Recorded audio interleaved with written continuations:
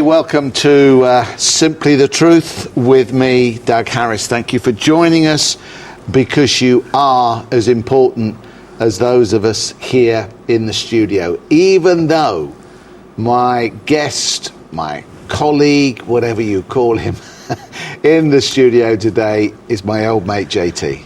Hiya, Doug. It's really good to be here again. It's good to have you with me. One of the things I know about JT is he stirs you guys up, and so that's really good.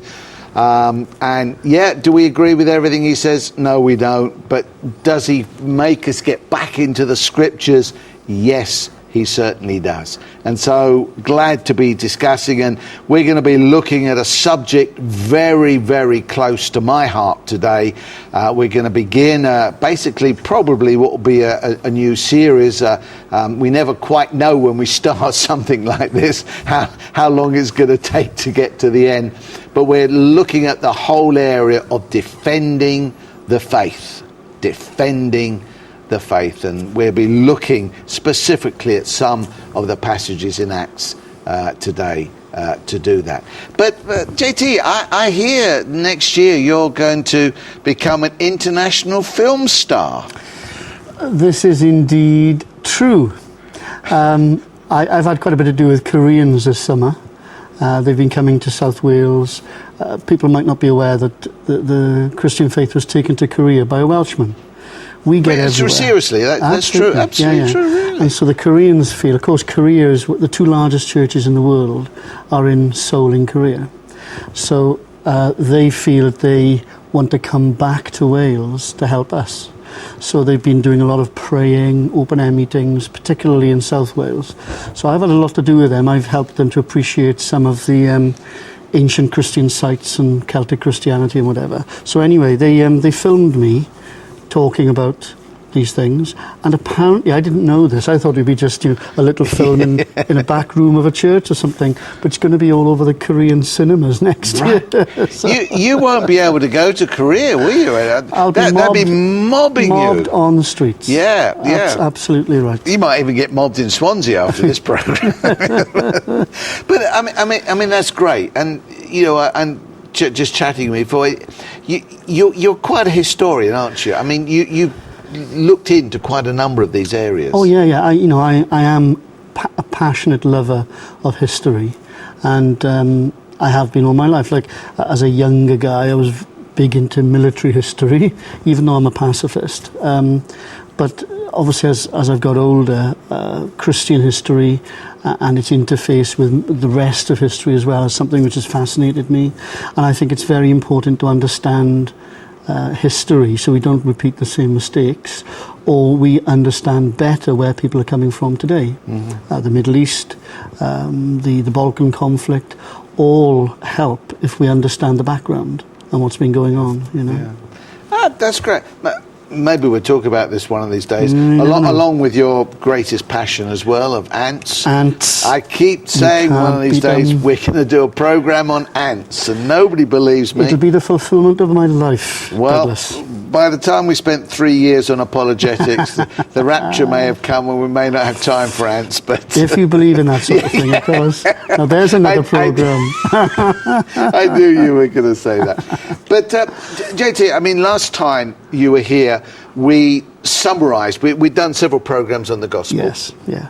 And we summarised it last time, and basically our response to what the gospel is. Now, you really have some, as you do on most things, have some specific views on how we should communicate or this.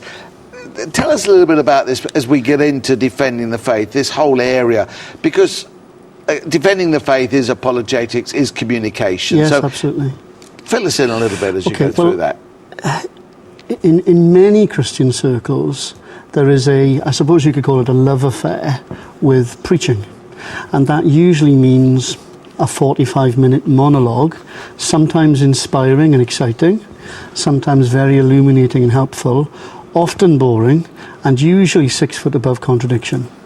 Now, if you were at our church on Sunday morning.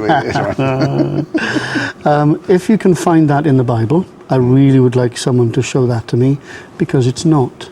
And when it comes to communicating the gospel into a secular, pagan, or other religious type society, you don't find that in the Bible. And in terms of communicating the Christian faith to Christians, give you a quick example of this. Do you know in Acts 20 there's that story in Troas, which is now in Turkey, where Paul arrived and Eutychus was the chap sitting on the top floor. Now, in most translations it says Paul preached on and on. You know, and you can almost imagine people just dropping off like this, and off he went off the balcony, thump, you know. The word is not the word for preach. It's the word which we recognise. When I say the Greek word, people will recognise what the word conjures up. Dialegomai. It's to dialogue. So there was point, question, response, another question. And firstly, Christian education should be much more dialogue than it is monologue.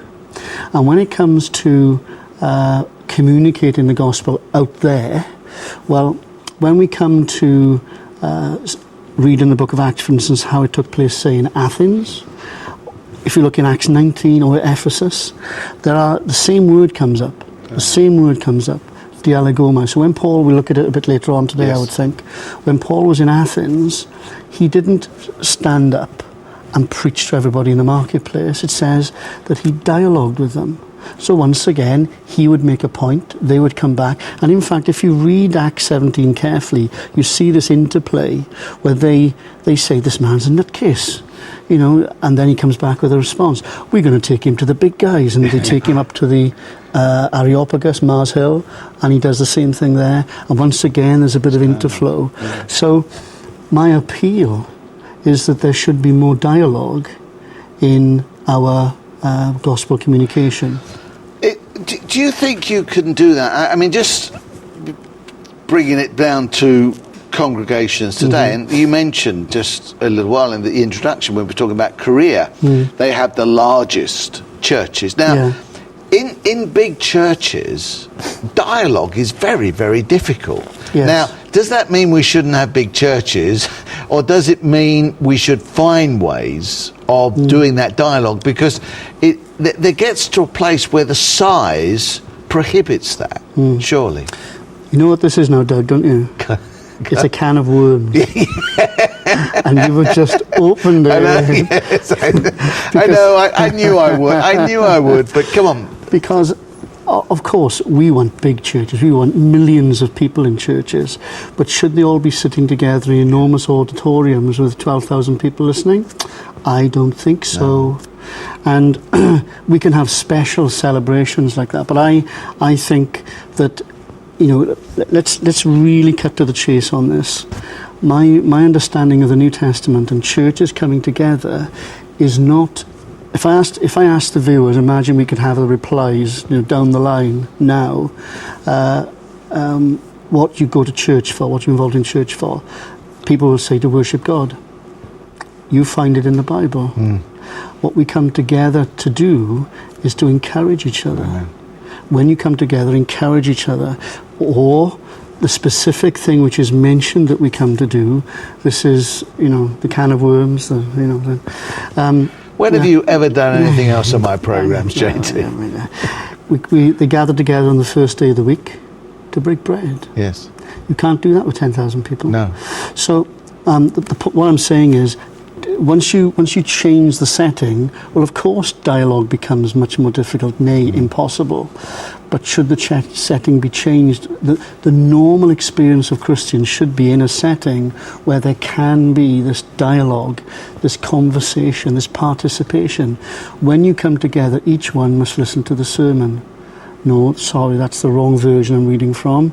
If I read the original Bible, it actually says when you come together, each one has. And you come with a scripture, a reading, a prophecy, a tongue, a word of encouragement, etc. And of course there'll be a teaching in there, perhaps 2 or 3. But I think we sanctify our history as honoured and as good as it can be. with too much importance. But having said that, and this I happen to agree with you very much. I actually feel in large meetings I feel out of place. It's always been for me, and there's I just do not like the massive meetings. I'm sure they have their place, as you've said, for for celebration and that. I much prefer the smaller meeting, and the fellowship I'm part of is fairly small, and it's very interesting. What's happened and what's developed is that when I'm there, I will often share, for half an hour or so on a Sunday morning, but nearly always afterwards, people start commenting or asking questions, and we always have before that an open time of worship where each one can bring what they have. And I happen to feel they were right.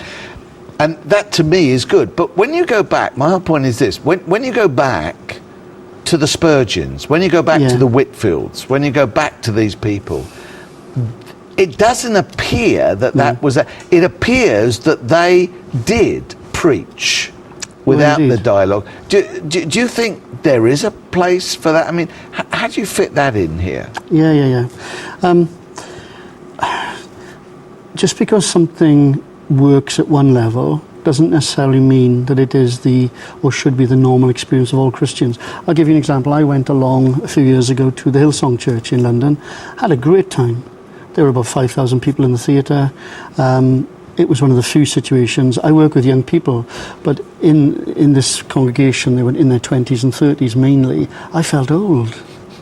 I felt old. I was in my 40s, I'm 53 now. I know I look a lot younger. I know. I never said that, JT. Yeah, well, people out there are saying, oh, John, you look so much younger. Anyway, but I'm not going to insult the Hillsong people and say it's not church, but it isn't what you get there. It's something else. If they meet in smaller groups, 15 people, 20 people, now that's much more church. And you can look at Spurgeon and fantastic sermons, but how many? You have to think. Okay, that's wonderful, but it's a bit like taking the exceptional and making it ordinary and making it regular. When I think if one person has the bulk of the ministry opportunity in the church, you rob people. Yes. Because we're all priests. Yeah. I thought we got rid of priests in the Reformation. Yeah. Well, we may well have done, but I'm not sure that's all worked through everybody's heard. I'm not sure everybody's heard that yet, JT. Okay, so it can be different, and I guess the other answer to that is that we're not all Spurgeons, and so we can't. Indeed. We're not all Wesleys or Although Whitfields Wesley's preaching was outside. Yes. Where Wesley's strength was in the small groups. So I would think that's a bit different. Yes. All right, Wesley did preach, and I don't know a huge amount about Wesley, but I know that he had a lot of hecklers. You could say it was dialogue. Yes, you're probably right there. I mean, I know we used to spend a number of holidays down in Port Isaac in Cornwall. I mean, it's actually a historical fact. I mean, that he went to Port Isaac and he actually preached standing next to his horse, right, so that he could get out of there. And anybody that knows Port Isaac, there's only basically one road in. One road in, one road. They both come down to the harbour, so you had to run for your life to get out from there. But okay, but coming back to this, and irrespective of that, and some people out there will be saying, well, we shouldn't do it, we should do it like that. Yeah. But let's begin to unpack this whole idea of dialogue, because the fact of the matter is, whether we want to accept what you've just said or not, this whole word dialogue is found within Scripture. Oh, yes. It is found here. And therefore we've got to come to terms with what was it in the book of Acts, and has it passed away? Should it be for today? How should it be worked out? So can we start unpacking some of that of where we find this whole dialogue in the book of Acts? Yeah, well, I pointed out one of the places. It's there's a great part of Acts which takes you through the Ephesus into the Ephesus story, and prior to that, it's Paul in Athens. Okay, so if just look briefly at Acts 17 for a minute, it says verse 16 of chapter 17. I'm reading from the New Century Version, which is my favourite translation. Okay. I won't argue at this point. While Paul was waiting for Silas and Timothy in Athens, he was troubled because he saw that the city was full of idols. In the synagogue, he talked with the Jews and the Greeks who worship God. He also talked every day with people in the marketplace. Now, the New Century Version, just like probably your translation, either would say talked with or preached or whatever, but the actual word is the dialogue. And it often, it's like the word. Can I say, mine actually says reasoned in the synagogue, so I think that's getting a little bit, isn't it? A bit closer to it, And you've got this interesting, verse 18, some of the Epicurean and Stoic philosophers argued with him, saying, this man doesn't know what he's talking about. Now, it's not saying that they disagreed with him, they argued with him. So there was, you can't avoid it. There is this, hey, what are you saying? And here was Paul, not trying just to proclaim and run, but he was engaging with them, and the rest, we'll come on to the chapter a bit later, but the whole rest of the chapter shows that not only did he understand Christian truth, he understood where they were coming from. Yes. He'd been very observant. He understood, what they believed, because there were different schools, Epicureans and Stoics. Just for the benefit of people who might not know, Epicureans were, hey, let's have a great time. This life is all there is, and when we die, we're gone. Basically, that's a very detailed academic look at the Epicureans. And then the Stoics were a bit like pantheists, I suppose. They believed more in the soul, but not that the soul would live on, but would eventually merge into God. Yes. But they were much more hard-faced and disciplined, and they lived quite a stoic life. That's where the word comes from. That's right? So they were two completely different philosophies. They were both disagreeing with Paul, and he was engaging with them not out of ignorance, because just chuck in. Do you remember a little while ago there was that storm about Christians burning Bibles? Do you remember that? Burning Bibles? Qurans. Burning Qurans. Oh, yeah, I do remember that, yes. And when that was all happening, I was thinking to myself, no. They should be encouraging Christians to buy Qurans, to read them, so that we are then able, in dialogue and discussion with Muslims, to show them how the Quran actually undermines what Muslims say today, or to show how it doesn't match with what the Bible says. Far from burning Qurans, we should be buying Qurans. And because if we speak out of ignorance, we speak into thin air. And Paul, in this dialogue, in the marketplace, in the synagogue, and in the philosophical centre, if you like, Mars Hill, the Areopagus, at each stage of the game, understood exactly where they were coming from. So what you're basically saying is, to do what Paul did here, you have to understand your opposition. Most definitely. You cannot, you can put your side of the argument, you can put that, but unless you understand where those against you are coming from, you can never deal with that argument. You can never in any way give reason for it. Can It's offensive. Yes. If you presume to be able to speak to someone effectively, to say that what they believe, what they adhere to, what they've given their life for, the structure of their family is going back, generation upon generation, is wrong, and you're doing it out of ignorance, and they know that you don't understand where they're coming from, it's offensive. Yeah. Now, you can do that through study, but the most common way, because not everybody is a student in that sense and will academically study these things, but that sort of understanding can also come out of relationship. Now, there's another point, okay? If we just turn on a page or two, in Acts chapter 19 and 20, it's the whole Ephesus thing, okay? Now, some Christians listening, viewing, may be familiar with the story. Bit of a riot. The Christian influence in the city had caused the purchase of Lucky Charms to go down. Basically, the Lucky Charm manufacturers were getting a bit, agitated about this. They whipped up the crowd. 20,000 people rushed into the stadium shouting, "Great is Artemis! Great is Artemis!" who was the goddess. right? Of Lucky Charms. Of Lucky Oh, Charms. right, Yeah, it was they were the models of her. Yes. Okay, and people who have ever been to Kusadasi will know the theatre. Anyway, so Paul was blamed for this naturally because he brought the message. He was yanked up, but something amazing happens. Right? It says, verse 28. They became very angry. They shouted, "Artemis, the goddess of Ephesus, is great." The whole city became confused. The people grabbed Gaius and Aristarchus, who were from Macedonia and were travelling with Paul, and ran to the theatre. Can you imagine this huge crowd of people whipped up into a frenzy because of the Christian message? Paul wanted to go in and talk to the crowd, but the disciples did not let him. Also, it says here, some leaders of Asia who were friends of Paul sent him a message begging him not to go into the theatre. Okay, now that's really interesting.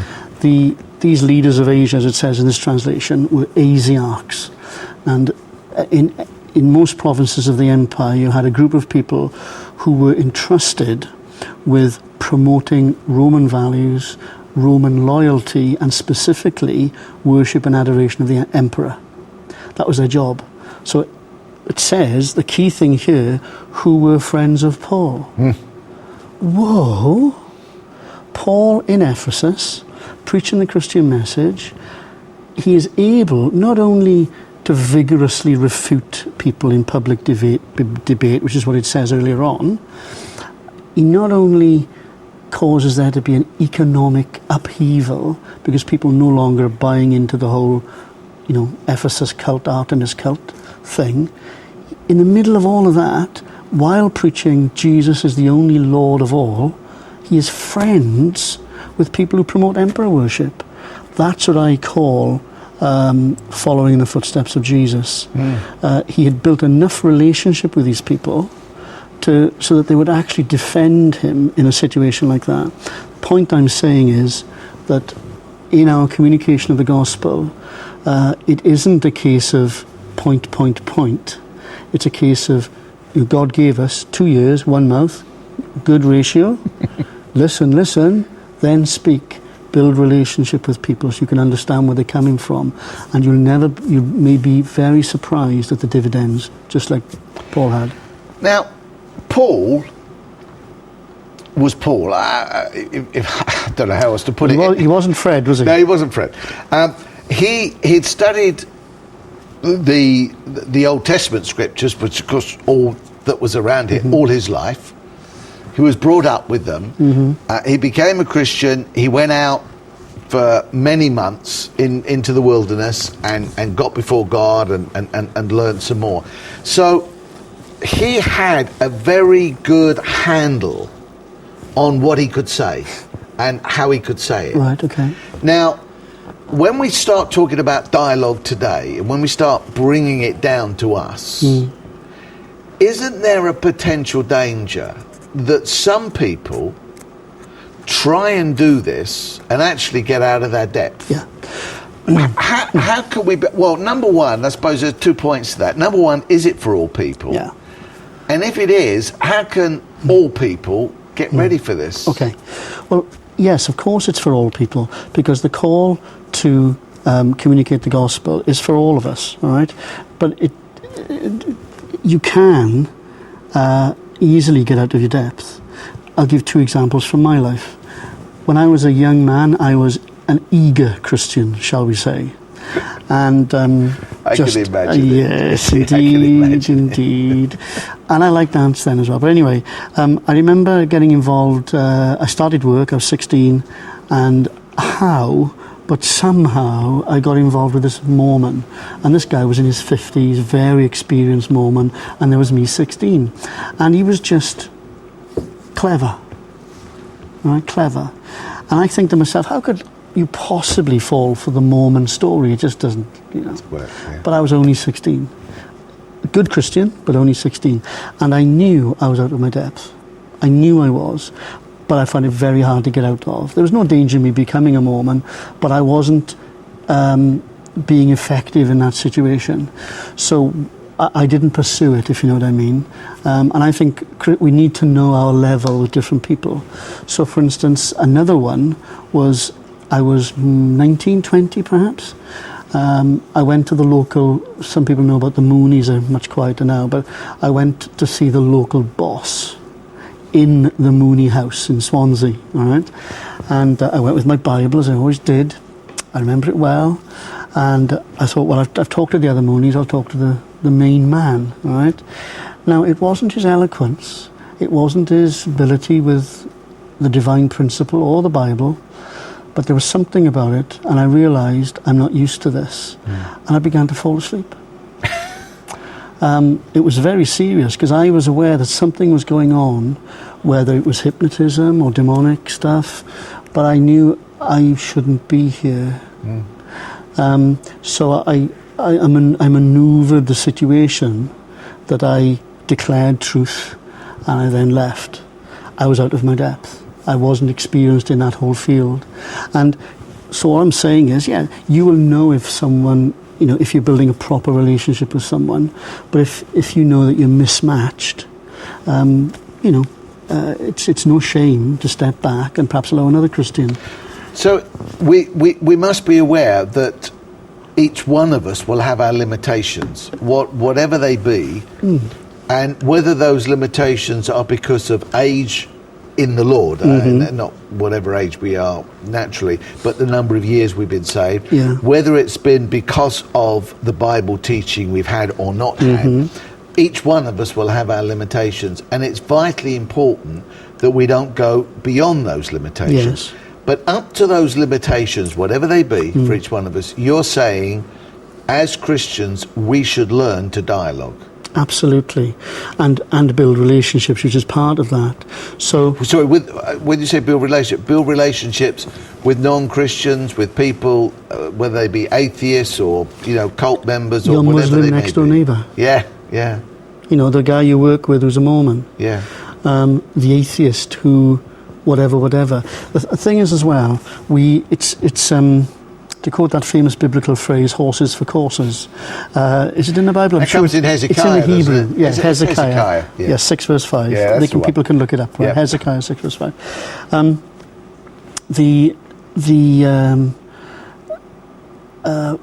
We're different. We're all different. Yes. And for me, I will enjoy looking forward to having a discussion, say, with the Quran and with the Bible and whatever, but still have the friendship, with the person.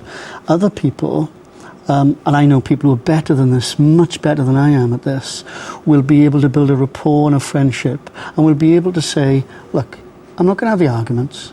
Jesus is my Lord. Whoever is yours, okay? Let's go and have a curry. But they perhaps they do realise that what they're doing is demonstrating with lifestyle that Christians are not going to attack them, beat them up, tell them they're stupid, make them feel small, shout at them, preach at them, treat them as if they're just conversion fodder. So, it's more than just doing the detailed biblical things. So, at whatever level we come in at, dialoguing, even if it's purely at the level of being a witness. All I can say, Fred, is that for me, and that's part of it as well in the book of Acts too. I mean, if I could bring this phrase in, which I know is, some people are going to immediately go off in a tangent, but spiritual warfare. But right.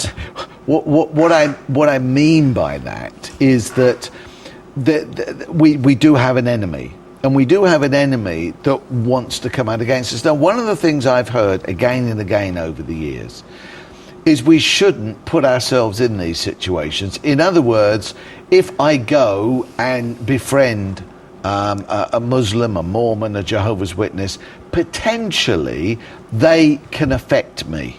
And certainly I shouldn't go and somebody that was into witchcraft and voodoo and whatever else, I certainly shouldn't go and befriend them, because really I will be in problem. Now, Paul seemed to know how to handle that. How do we handle that side of it? Because you've already mentioned it, you see. You said, I was falling asleep. You weren't sure whether it was human hypnotism, whether it was, I believe it was demonic. Yeah. And so let's say it was demonic. But but you were aware of that. If I am not aware of that, I could have been sucked into that. I suppose the difference is that I was in combat mode. The guy, Peter, his name wasn't a friend of mine. I was just going to have a face-off, I suppose, in my gung-ho 19, 20-year-old way that I was. In the context of a relationship, like take, for instance, Paul and the Asiarchs, right? Now, they might have put emotional pressure, political pressure on him to, say the right words about the emperor. Well, they must have talked about it. Their very reason for being, their entire lifestyle and wage and status in society wasn't based on something neutral. It was based on the emperor is to be worshipped as a god. Whereas Paul's whole reason for being in Ephesus was that Jesus is the only one that we should worship. So somewhere outside of the combat, if you like, was a genuine relationship. And I think that's the key, that if you're talking about someone you're working with, clearly if it's always confrontation, you have to decide if you're going to be up for that sort of thing. But in the context of a genuine relationship and dialogue, well, okay, but it's just a case of being wise. It's just a case of sometimes perhaps talking to someone if you feel you need a little bit of help, not to have a showdown, but just some point in the right direction, or you may have to occasionally step back. But what I don't want to happen as people listen and see what we're talking about today is that we think that these things are like what it's all about. Most of the time, we need to understand our faith strongly and clearly enough, plus the evidences for what we believe, to be able to dialogue with some reason and sense. And there is no shame in saying to people, well, that's a very good point, actually. I need to have a think about that. That's okay.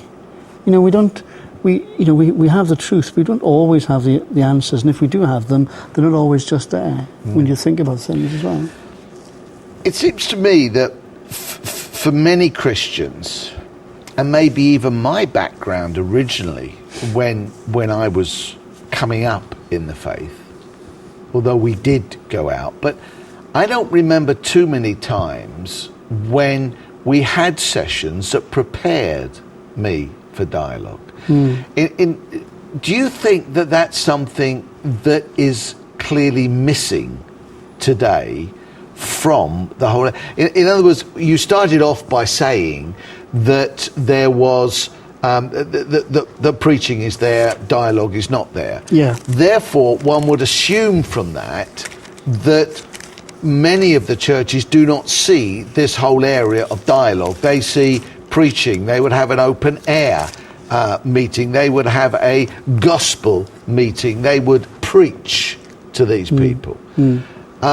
And therefore they don't see this dialogue. Now, do you think Christians aren't being prepared and aren't being made ready for such things? The whole area of what we would call apologetics, which is being able to give answers and give a reason for why we believe things, is deeply neglected. And I would think that there are so many Christians that wouldn't even know anything reasonable to say to someone who says, well, I don't believe in God, I think it's a load of rubbish. And they've never been helped to understand how they would communicate. I would say to them, anybody who meets someone like that, they should say, you don't believe in God? Wow, you've got some faith. You've got more faith than I have. And it completely flummoxes most people. But the point I'm saying is that, yes, the straight answer is yes, I agree that we don't spend enough time helping people, not to argue and be contentious all the time, but to be able to be at a place where they can refute error, that they can be confident not only in what they believe internally, but in being robust in their defence and answering others. Look, Paul says he vigorously refuted them in public debate. That's what it says. That's pretty strong stuff. He must have known his case. Many Christians and many Christian leaders when I was younger used to say, well, it's wrong to debate. Why is it wrong to debate? As long as you're not being offensive, as long as you're not being rude. A debate is where someone makes a point or a few and you reply. I mean, we have debates. I mean, we've had all sorts of debates here at Revelation, and we'll continue to do so. Now, it's interesting, though, because I think the way we talk about debates today isn't the way that debate is talked about here in Scripture. No, that's right. Because usually in debates today, we have one subject, two sides to it, and half the people are on one side, half the people are on the other, and by the end of the evening, they don't change their mind. But debate here was especially debate, really, at the end of was Christ who he said he was? Absolutely. And now, that is a debate. In other words, the debate wasn't to change other people's minds in the sense of other Christians listening on. The debate was to put a reasoned argument, a reasoned defence to this fact, to the people. And I just don't think that we have that, because so many of the ways we are taught to share the gospel today is that we're to preach it. We're just to preach the gospel, and the Holy Spirit will take that word and of course that is true, but he could also take a debate and use it, can't he? Absolutely. And I think we indulge in debates with people when we know they're coming from a different direction, and we are seeking to communicate effective answers to them. And like Paul says in 2 Corinthians 10, it's quite a well-known passage, and it's strong words. He says, we destroy people's arguments and every proud thing that raises itself against the knowledge of God. Not humiliating people, not making them feel stupid, not marginalising them, but dealing with the very basis of what they're saying. And we should be in a position to be robust and clear in communicating not just the facts of what we believe, but the reasons why we believe them to be the case. And that's exactly what they did in the book of Acts. You know, when, like you've talked about it being to do with who Jesus was. Well, if you remember during the gospel series, that's what we said. Yes. The gospel wasn't about you can all go to heaven. The gospel is Jesus is alive and he is Lord of all, and that's what it all centered on. I used to spend my time arguing about dinosaurs when I was a teenager. Now I know people are going to go woo, but I just want to say that Jesus is the main thing. And if I'm going to spend my time hours on end discussing and debating important issues, I'd rather talk about who Jesus is and the fact that he's alive. So we as Christians, you don't need to become an expert on biology or philosophy. You just need to become a little bit more knowledgeable on why do we believe Jesus is alive today. I mean, these arguments can be helpful because they can be helpful by seeing creation, and I think and we certainly are seeking to do it on Revelation, and I think we should be seeking to do it. Is give answers to the big questions, whatever those questions are. People are saying God didn't create the world. Fine, we could do that.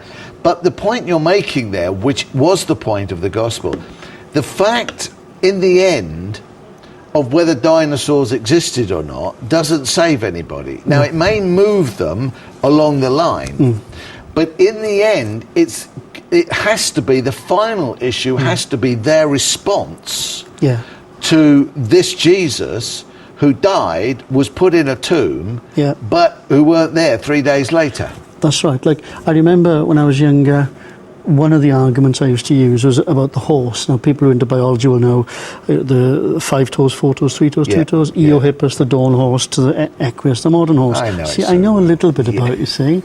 And there's been some manipulation of the evidence to make it look as if it's 5, 4, 3, 2, 1, yippee.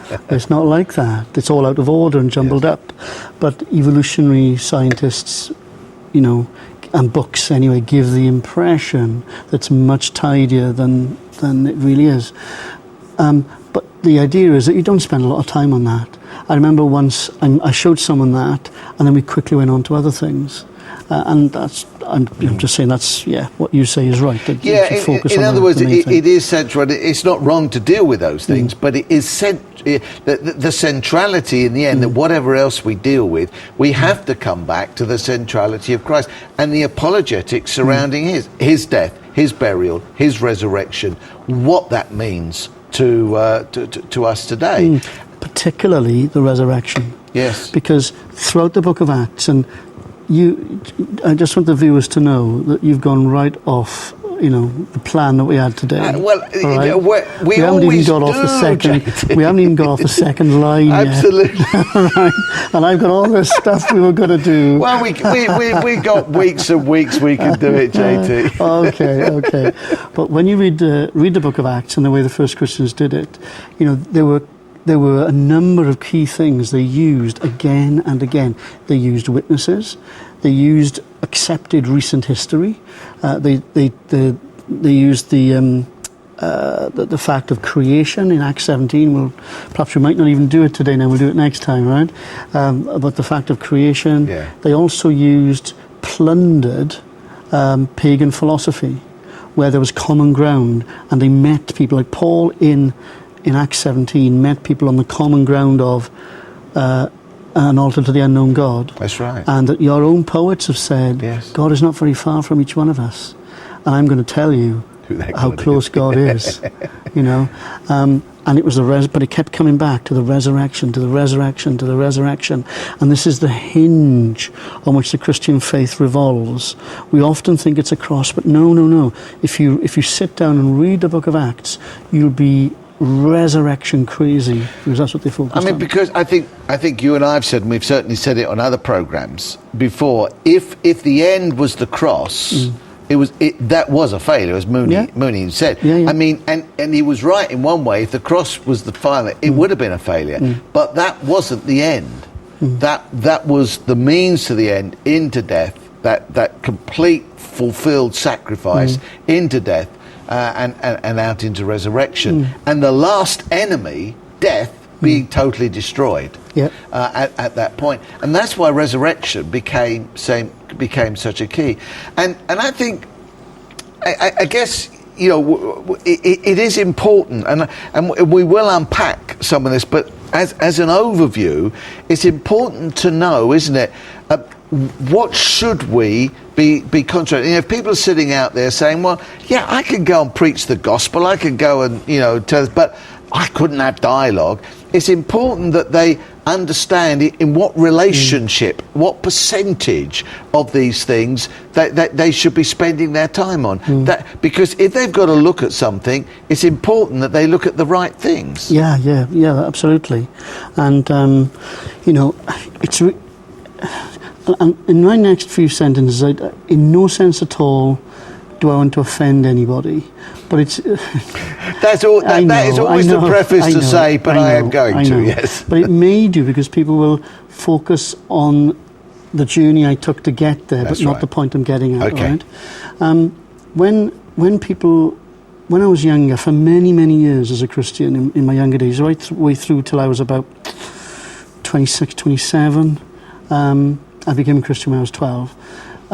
When people asked me to prove how to know the Bible's true, I would focus on the Jews. I talk about 1948. Now, obviously, my understanding of the Bible is different to that now. But the point is that I was being asked a question. And I could have said, because all the evidence points to Jesus being alive, which is much closer to the heart of the message.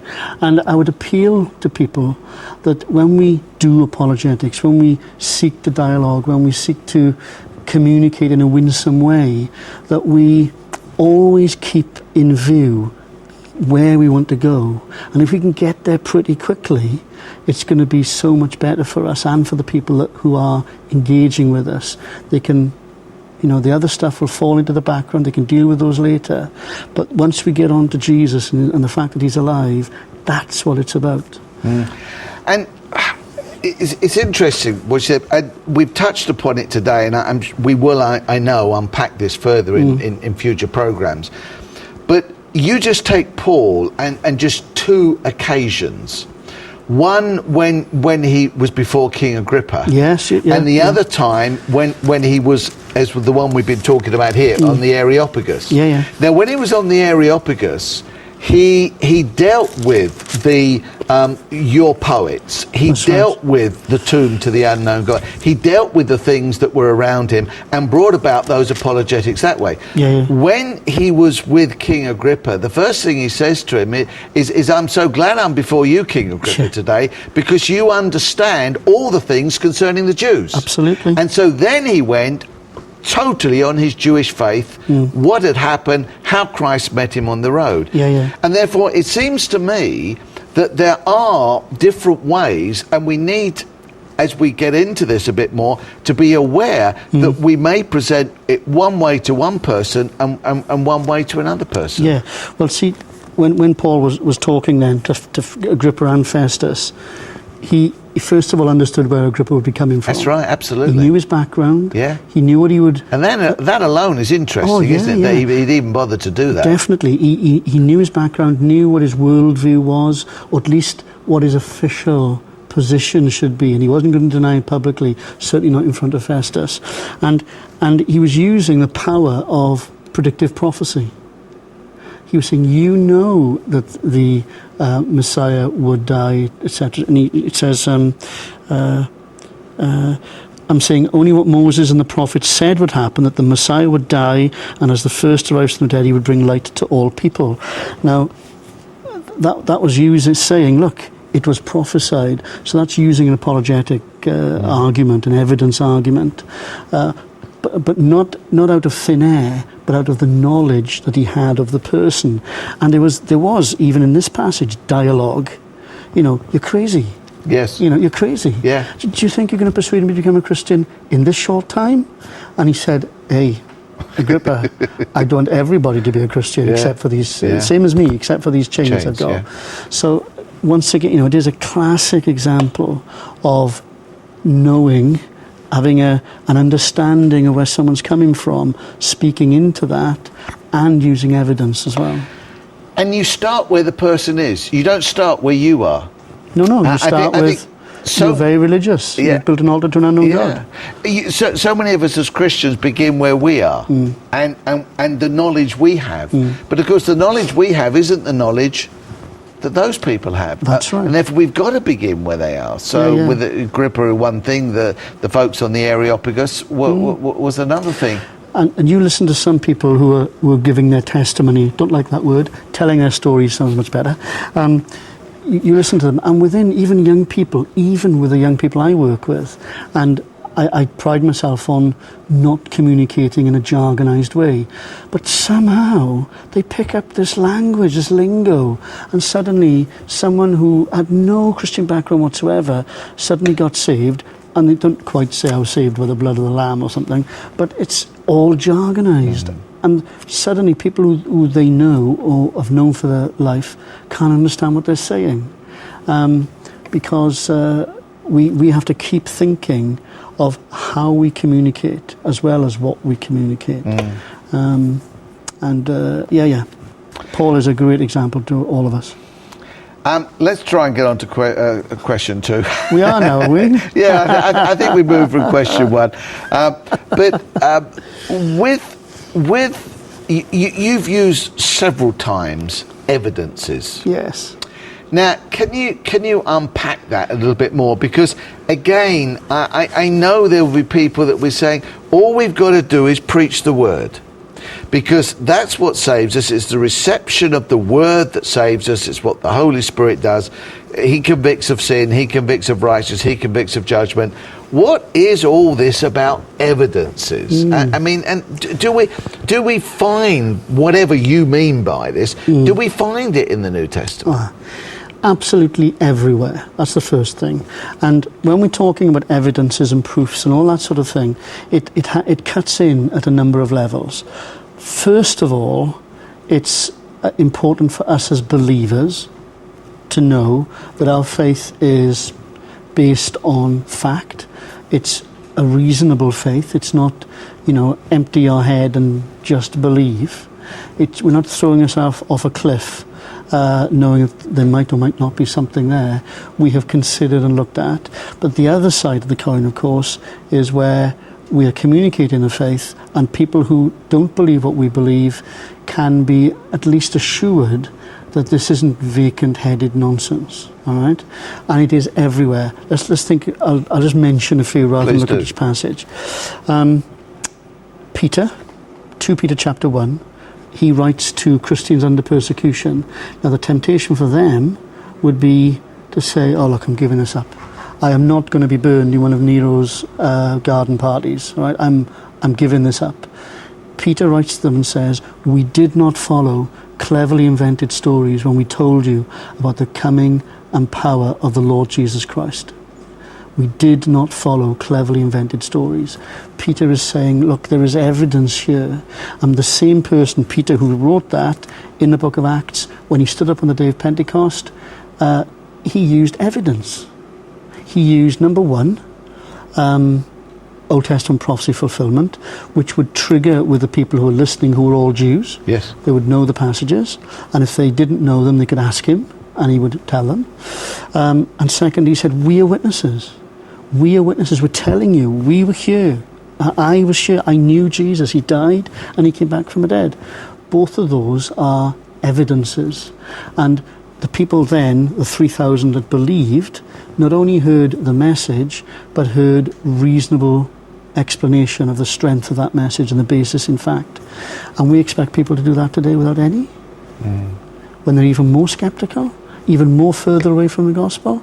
No, we should give them reason to believe as well. So here we have somebody that is totally taken up with, what, becomes the God delusion sort of argument of Dawkins, that God doesn't exist, we're all a happy accident, etc. And you begin talking with them, you meet them, you begin.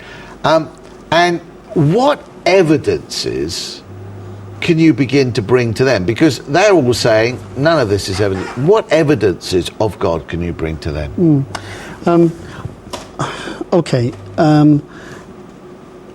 I would say that you can come at it different angles. You have to understand where they are first, where they're coming from, and how far along the road they are. But when I humorously said that thing earlier on, that was quite a serious point I was making, that we're often put on a back foot by these people, and you think, why do we have to do all this work? Why do we have to keep on proving this, proving that, proving the other? I'm convinced there's a God. I've seen answers to prayer. I've seen stuff in the Bible which, so this is, I think I've said this before in a different program, but I would say a good response, and once again, different people have different levels. So what might satisfy one person, another person may need something different or more. So the issue of, you're an atheist. Oh, wow, I admire people who've got faith like you. The point I'm making is, what evidence have you got?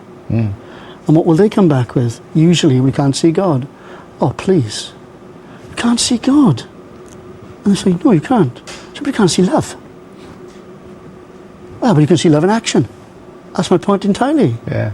And that's like a response you can make, which shocks people, because people who come from that perspective think that they've got all the arguments, they've got all the strength, and they haven't.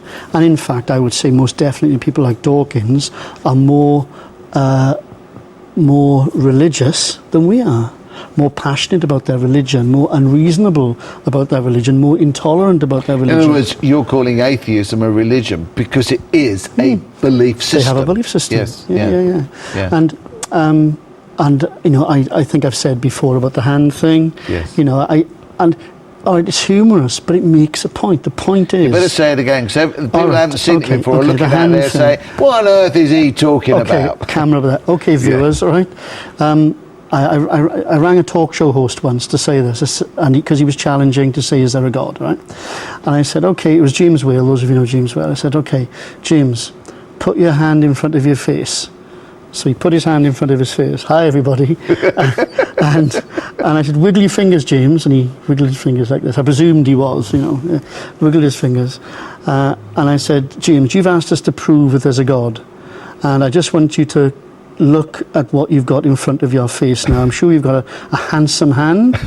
I said, what you have, if you take all the advancement of science and technology, our understanding of cybernetics and engineering, and the wealth of human history and scientific advancement for the last many thousand years, we are incapable, believe me, James, we are incapable of producing anything remotely as complex as what you see before your very eyes. If we were to produce something as complex and as wonderful, as intricate as that, no one would have said it came about by chance. I rest my case. Yeah. All right? It's the argument from design. And in other words, we're not trying just to prove, and in the sense of, and argue them into the kingdom. No. What we are seeking to do is to show, using your word, that there's evidence, there is very reasoned evidence why I believe there is a creator, and then why this creator, came to me. But we need to move quickly to Jesus. And if someone asks me a question, why do you believe there's a God? Because of Jesus. Yeah. JT, our time's gone. Oh, no. Our time has gone, I'm afraid so. Let me just tell you, next week, I hope we will have Michael Cummings with us again. And we're going to begin a very interesting topic with him, the whole one of holiness. Very misunderstood. So hopefully we'll be there next week, 3:30 next week. Every Thursday, 3:30 to 4:30 here on Revelation TV. Simply the truth. We want to take the truth and make it as simple as possible. I hope you've enjoyed our discussion on apologetics today. A reasoned defense, defending the faith. We've only just begun it, haven't we? We're going to have to carry on another time. We will have to, Douglas. There's stacks more, isn't there? There's lots on my sheets for today. Yeah. What would you, just 10 seconds, like to leave with the people? I would like to leave with people that we as Christians can have every confidence that our faith is based in historical fact, is based in the predictive purpose of God in history, and in our own experience as people who've come to know Jesus. We have every reason to be confident that Jesus is alive and he is Lord. JT, thanks very much. Look forward to the next time when we carry on this conversation. Thank you very much for being with us today. The Lord bless you real good. Get into the Word. We'll see you again. Bye for now. Bye, everybody.